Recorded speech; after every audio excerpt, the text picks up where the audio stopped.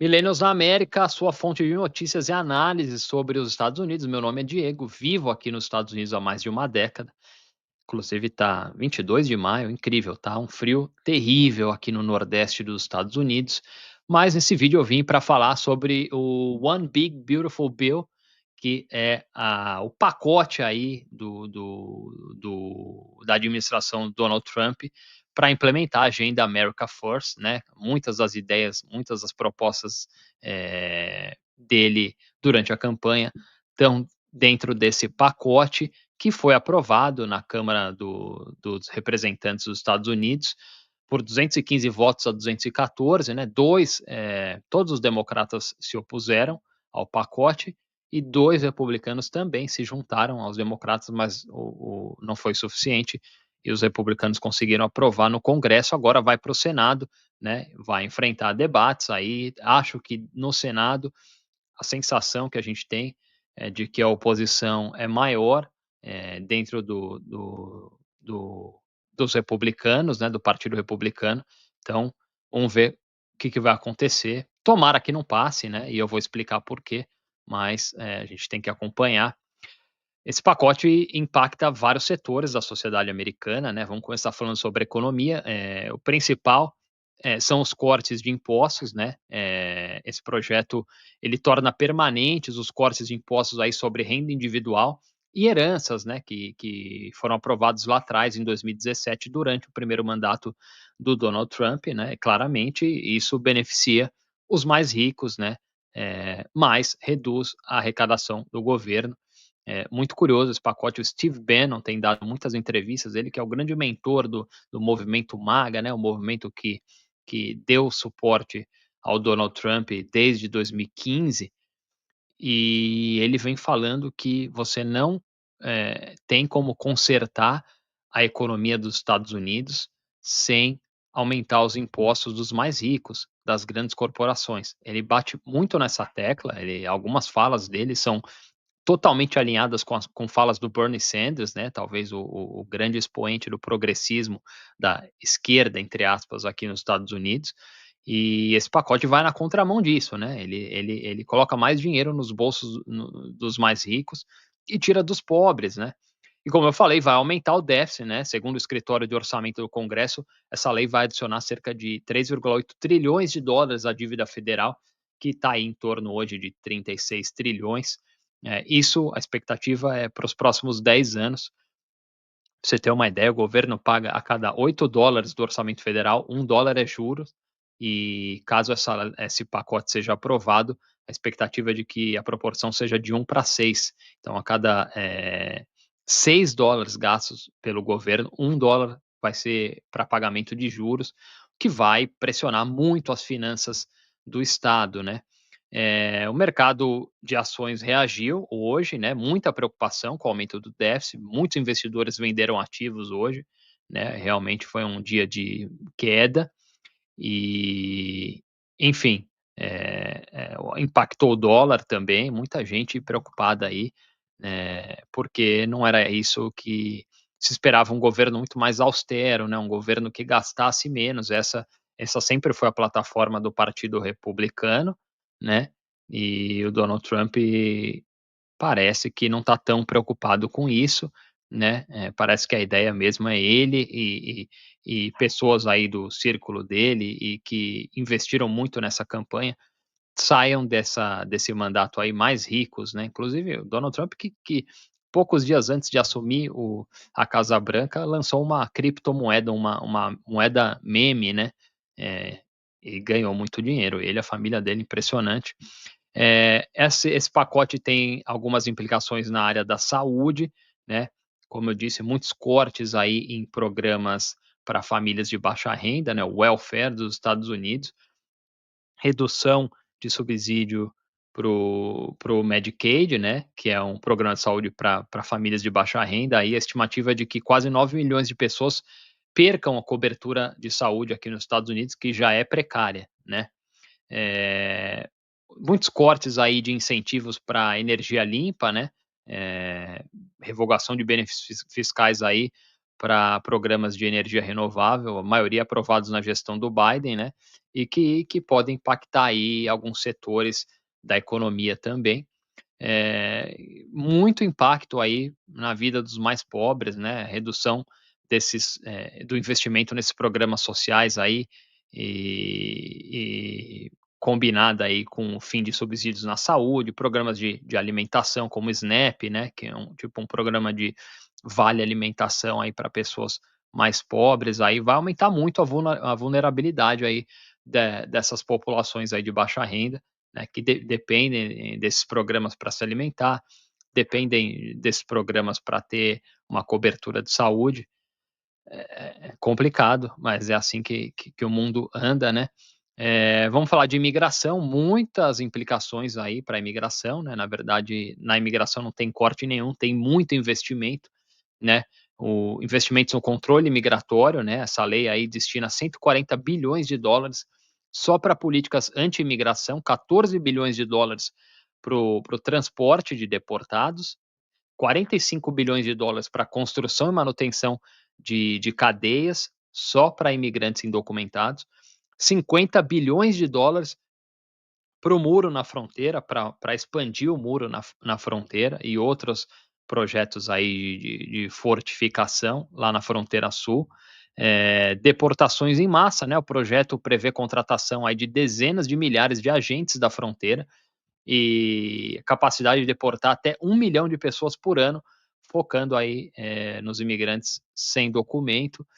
O impacto, né, dessas medidas aí eles podem acabar gerando tensões sociais e econômicas, né, já que os imigrantes, a gente sabe, mesmo os indocumentados, contribuem muito para setores aí como agricultura, construção, serviços, né. Na Flórida, por exemplo, os imigrantes representam 37% da força de trabalho só na agricultura e 23% na construção.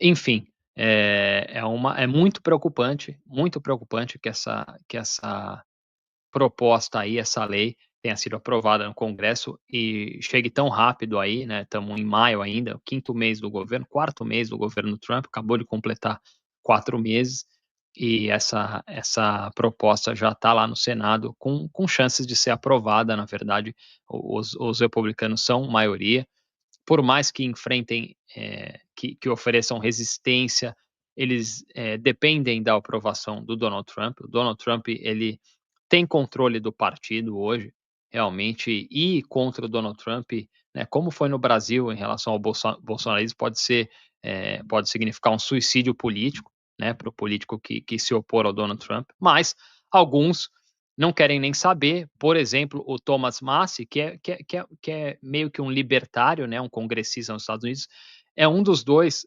congressistas que votou contra o pacote no Congresso, foi aprovado no Congresso, mas ele, republicano, votou contra, né? Ele criticou muito essa lei, chamou de uma bomba de déficit prestes a explodir, né? Argumentou aí que o aumento da dívida pública é insustentável, é irresponsável. Ele é um cara que tem muita preocupação com os gastos do governo, né? O governo gasta mais do que arrecada e o déficit anual do governo dos Estados Unidos é insustentável já há um bom tempo, muitos e muitos anos, né? Tanto que a gente chegou nesse número aí de quase 40 trilhões de dólares de dívida. O Thomas Massie também expressou descontentamento com o processo legislativo, né, afirmando que a aprovação foi feita às pressas.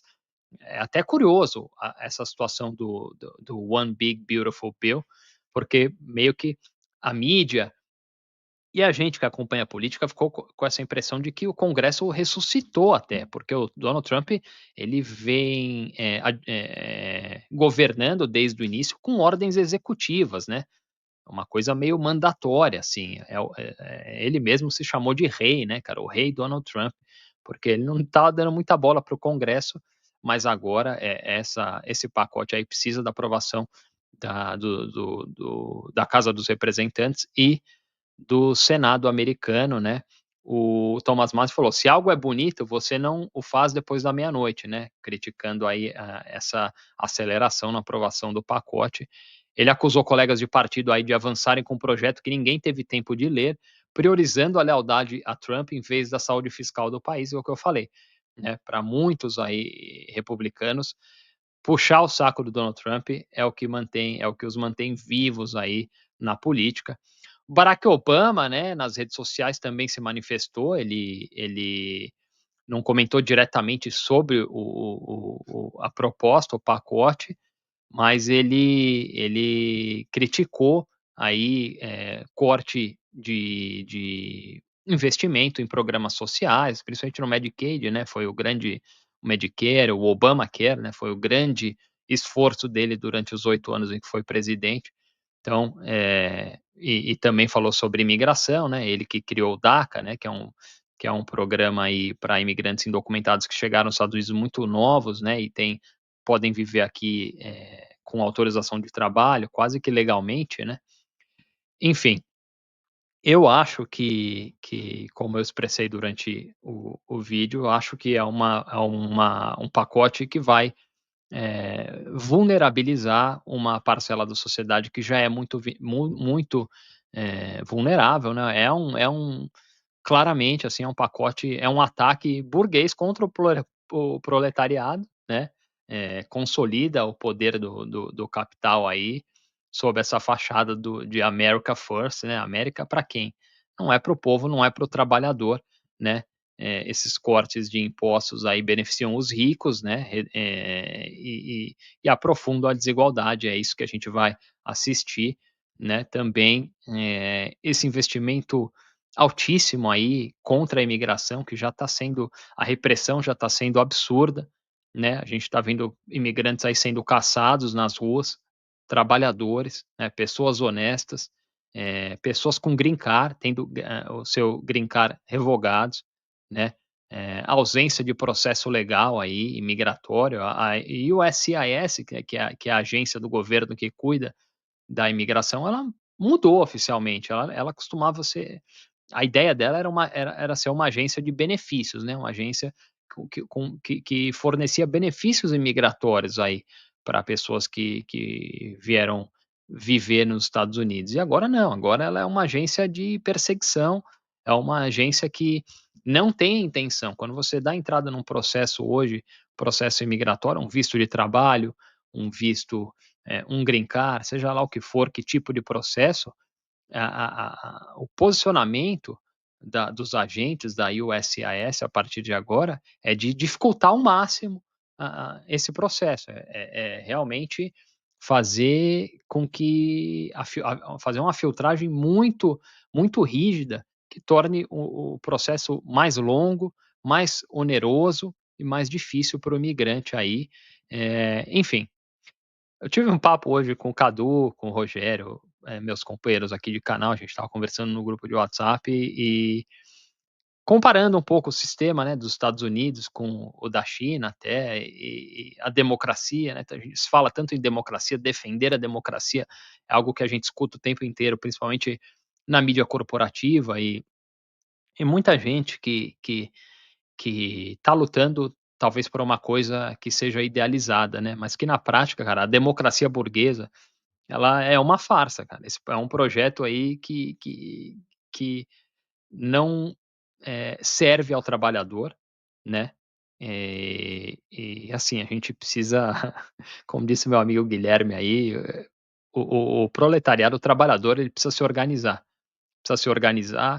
precisa é o 99%, né, cara, a gente tá em um número muito maior, a gente precisa se organizar para trazer mudanças reais, cara. Na verdade que o Cadu fez uma definição muito boa de que a democracia é confortável, porque a gente vota e esquece, né. Aí se não der certo a gente critica, e hoje em dia nem isso, né, hoje em dia as pessoas torcem por um lado ou pelo outro, então elas se o candidato delas está no poder, elas adormecem, se o candidato da oposição ganha, aí elas passam 4 anos criticando, mas sem nenhuma efetividade, né, sem realmente nenhuma chance de alcançar mudanças reais. Enfim, vamos continuar acompanhando, vamos ver se passa no Senado, né, e o que vai ser dos Estados Unidos da América daqui para frente. Obrigado aí, deixa um comentário, deixa um like, dá aquela força aí para o canal Millennials Geriátricos. Valeu.